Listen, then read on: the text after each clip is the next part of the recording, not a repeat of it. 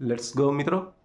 આના પહેલાંના જે શોર્ટમાં વાત થઈ એના પછીની આપણે નવા પ્રશ્નોની વાત કરીએ તો પહેલો પ્રશ્ન છે, શિક્ષક પોતાના વિષયે કયા પ્રકારની માહિતીનો ઉપયોગ કરી શકે તે જરૂરી છે? શિક્ષકે પોતાના વિષય સંબંધિત તથ્ય, સિદ્ધાંતો તથા ધારણાઓનો ઉપયોગ કરી શકે તે જરૂરી છે. શિક્ષણ પ્રક્રિયાના તત્વો કયા છે? તો કે શિક્ષક, વિદ્યાર્થી અને શૈક્ષણિક સાધન સામગ્રીઓ.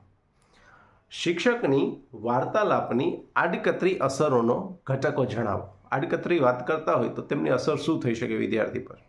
તો કે શિક્ષકની વાર્તાલાપની આડકતરી અસરોના ઘટકો છે લાગણી સ્વીકાર, વાપાણ અથવા પ્રોત્સાહન, વિદ્યાર્થીના વિચારોનો સ્વીકાર અને પ્રશંસા.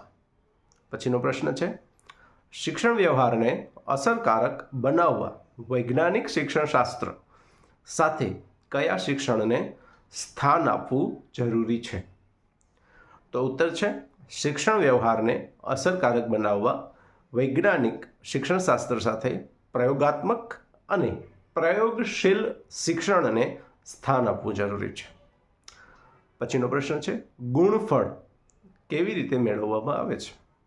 તો ગુણફળ વિદ્યાર્થીઓના પ્રદર્શનના આધારે મેળવવામાં આવે છે.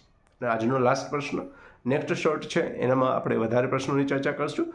આ શોર્ટનો લાસ્ટ ક્વેશ્ચન છે, વિદ્યાર્થીના અભ્યાસની પ્રક્રિયા કઈ છે? તો કે વિદ્યાર્થીના અભ્યાસની પ્રક્રિયા છે અનુભવ, અભ્યાસ, સમજણ અને ઉપયોગ. Thank you.